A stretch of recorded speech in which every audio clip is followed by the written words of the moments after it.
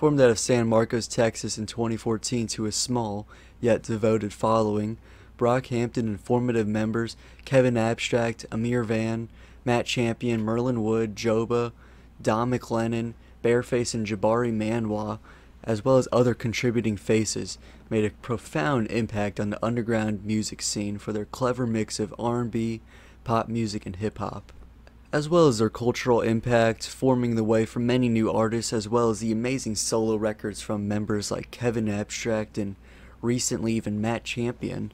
Brockhampton has had a significant impact on my own life. They were once my favorite music act ever and held that position for a while as they completely shaped my later tastes to come. It's with this gratefulness I wanted to break down every important project by the Brockhampton boys and rank them from my least favorite to my absolute favorites.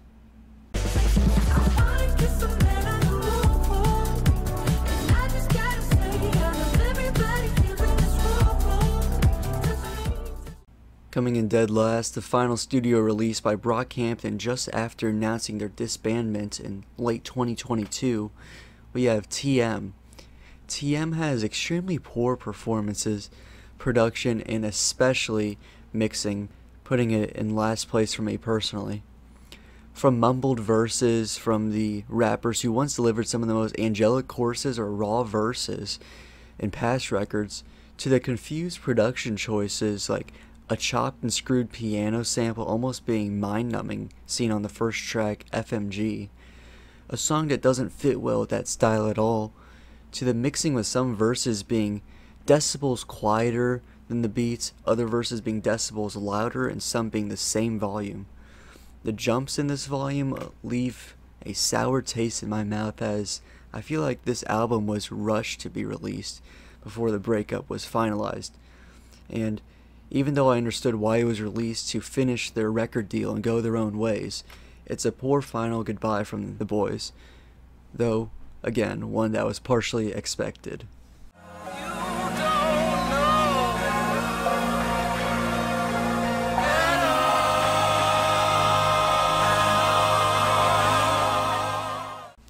On the total other end of the spectrum of Brockhampton releases, the group's first ever project, All American Trash, while not exactly being all American trash, still left a lot to be desired. The mixtape saw the group of friends, later turned phenomenons, explore a wide range of sounds that would be perfected on their later releases, especially on the Saturation trilogy, in just a year. All American Trash absolutely has its high points and interesting endeavors throughout it, from not just a few members but all members. However, it continues to be understandably undershadowed by future releases for their ability to take the same style and deliver it with so much more emotion, passion, and general creativity.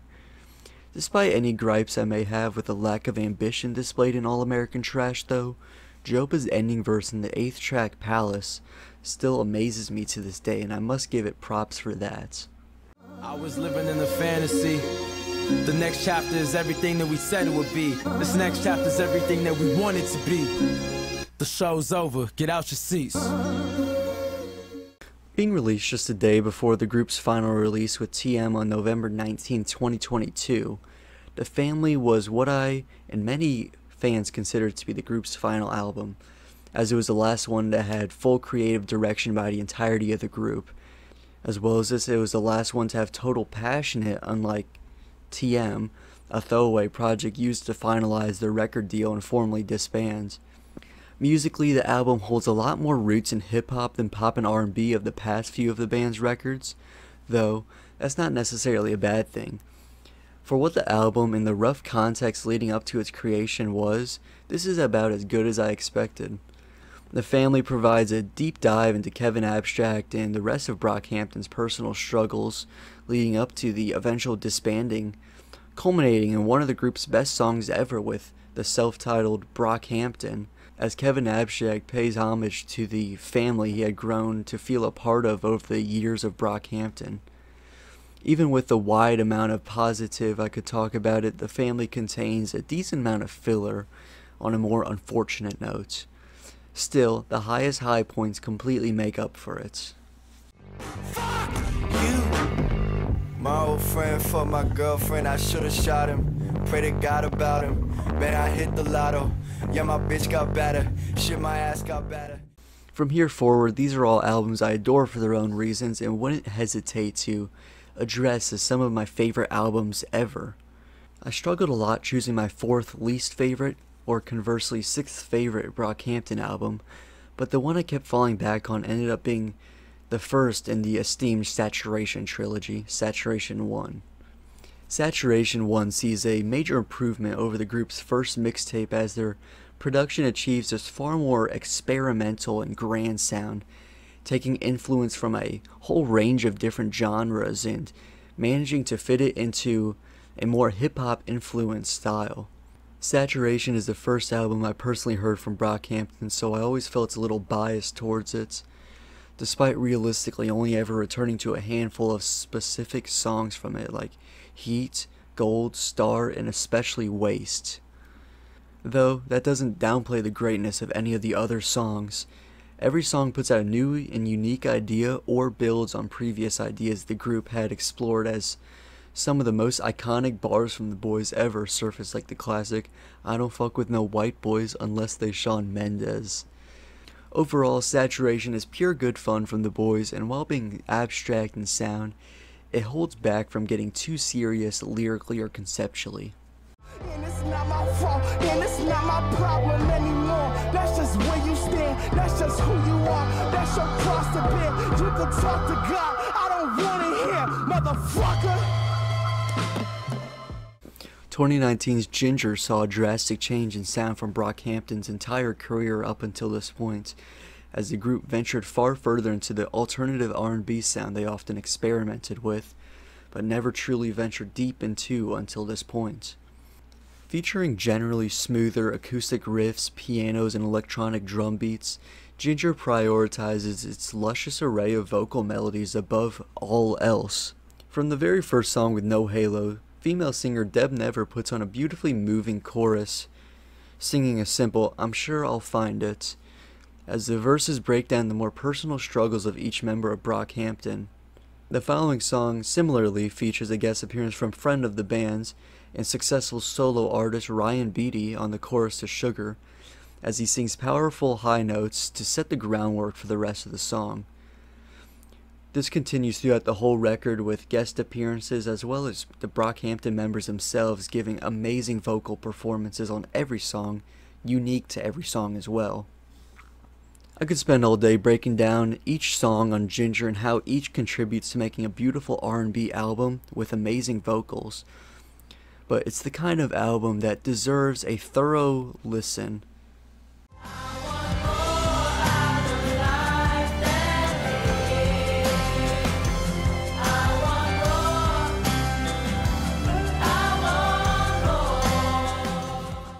On May 27, 2018, a year following the release of the final Saturation record, Saturation 3, Brockhampton faced their first and biggest controversy to date. While the boy band was on top of the world, allegations against one of the founding members, Amir Van, surfaced, providing almost with certainty of his involvement in an essay case.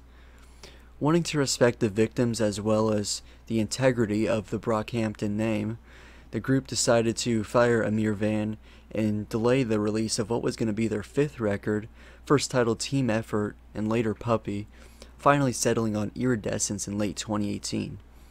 Of course, there's many details in that story I left out, including the arguments between the group of the direction of the sound for the record after losing one of the most core members with Amir Van, and not knowing what direction to go without him. However, in this confusion of fighting, Brockhampton was able to evolve and find the sound that was the best for them when the world was putting so much pressure on them. Iridescence obviously has many issues, it's far from perfect. The wide amount of styles makes it feel more like shuffling a hip-hop group that experimented with tons of genres. Some of the vocal performances, like on Something About Him, are questionable at best, and there are a few tracks that feel more like filler than anything else. However, what places it so high up in my ranking is a fair mix between the sheer high points as well as the overall idea presented in Iridescence. You can be at the lowest low you've ever been as a group and still find a way to unify and create something great. Both the quality and a lot of the personal lyrics like on Wait support this theme. Back to the sheer highs though, this is something impossible to overlook. From the powerhouse of an experimental hip-hop track that is Jay Uvert featuring one of Joba's greatest verses to date, to the tear-jerking orchestral ballad with San Marcos featuring an entire choir assisting in the moving breakdown. There are so many points on this album that make me fall back in awe. Losing jobs, we're losing God, and everything is tumbling. Feel heaven rumbling, the rapture is coming. I love the attention, I'm a bastard in public. I still struggle with telling my mom who I'm in love with. Subtleties in between. 2021's Roadrunner New Light, New Machine saw another era for Brockhampton. Despite featuring a vast array of instrumentation from strings to synth lines to a new face with electric guitar sections, the core of Roadrunner fell back to the hip-hop sound the group originally dove deep into with their earliest projects. While Roadrunner isn't nearly as thematically deep as the band's past two records with Ginger and Iridescence, this sees Brockhampton about as consistently great from start to finish as they ever achieved. From the very first song with an incredible feature from experimental hip-hop legend Danny Brown right next to one of the best Kevin Abstract verses ever, to the very next song with fellow experimental hip-hop great JPEG Mafia turning a smooth coffeehouse type of beat to a grimy, disgusting banger, even being self-described by JPEG Mafia himself as nasty, following his incredible performance. Even with the popular tracks like Buzzcut and Chain On, the first two tracks garnering underground hip-hop praise for being the replayable bangers they are, it's the deep cuts like The Lights that elevate this album into greatness, as Brockhampton venture into an emotionally moving, lyrically conscious swarm of sound, all tied together by a beautiful guitar riff and guitar solo later on. Roadrunner sees Brockhampton play it safe and risky at the same time as they see themselves go back to their roots with their newfound musical experiences to be able to turn simple underground hip-hop into a merge of different styles and genres. Skinny boy, where your muscles at? Used to walk to work, 8 hours, take the bus back. Ain't no time to stop, ain't no time for vacation. Seeing as I've praised the emotion, context, and more conscientious lyrics in almost every single album preceding this one, it may be shocking to see arguably one of the most carefree, meaningless Brockhampton albums make it to my number 2 spot. However, Saturation 2 makes up for its lack of emotional power, with its phenomenal track list being some of the most fun I've ever had listening to a rap album.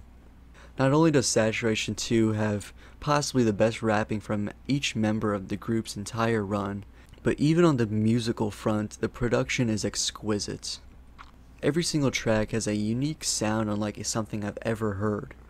Something like the Middle Eastern sample and funky bassline on Sweet, to the Dr. Dre-inspired turntablism on Gummy, to the incredible punchy drums following the aggressive vocals on Queer. What I mentioned earlier about this album being all carefree though was not entirely true.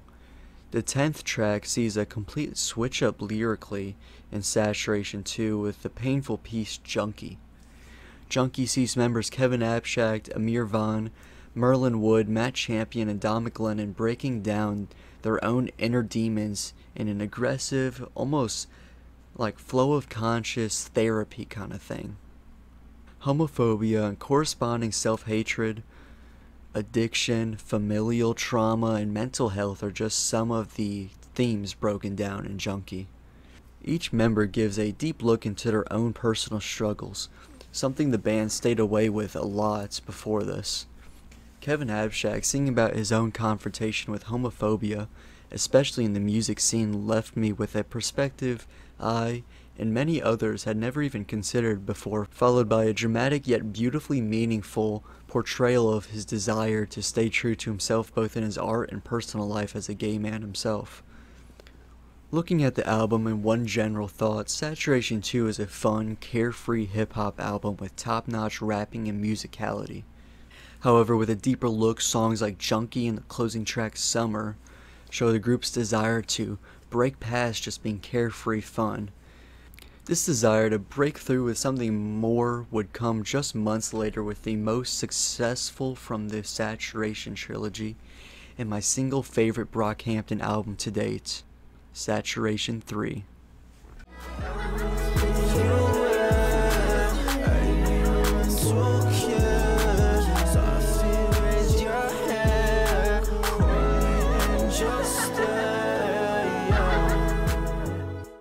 Saturation 3 saw Brockhampton at their most creatively pointed, musically gifted, lyrically conscious, and diverse stylistically they ever got, while still staying thoroughly consistent from start to finish.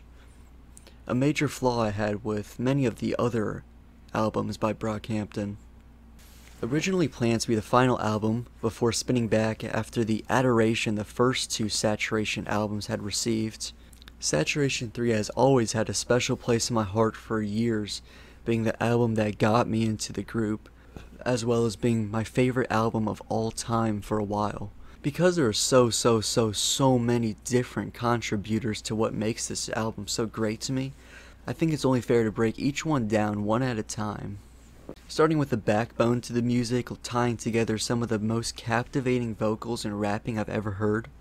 The production is about as on point as ever, with the beats straying from harsh experimentalism while still being incredibly unique to Brockhampton and no one else. Loop samples like whistles and vocal cuts play a crucial role next to the lush instrumentation, featuring just about every instrument one could ever imagine. The beats never overstep their role as being the background to the greatness of the words, yet still don't ever get boring or repetitive.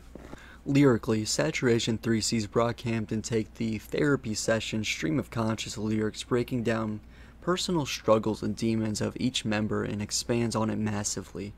Most especially on the more experimental R&B-esque tracks like Team, Bleach, and Sister/Nation. These songs, as well as lines hidden in the more carefree hip-hop tracks, always left me feeling satisfied on a deeper level than just enjoying the sound of the music. Rather, also feeling like I took away something more from the meaning behind the music. The flow of Saturation 3 is something also very often overlooked.